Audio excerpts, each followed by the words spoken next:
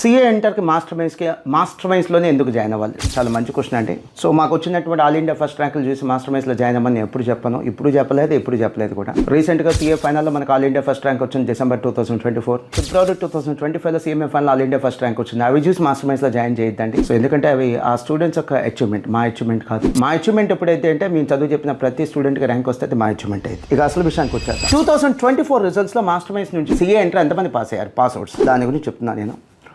So నేను ఒక flyer తీసుకొచ్చాను. 2700 స్టూడెంట్స్ అండి మాస్టర్ మైన్స్ నుంచి సిఏ ఇంటర్ 2024 రిజల్ట్స్లో పాస్ అయింది.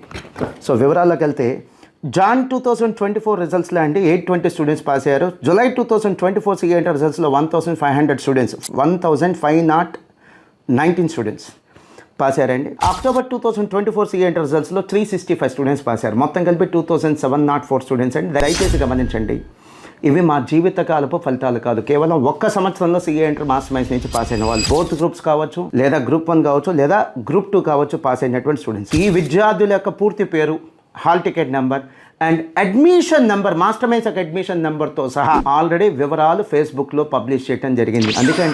అందుకే అంటారు మాస్టర్ మైన్స్ సిఏ ఇంటర్కి మకుటం లేని మహారాజు. Thank you.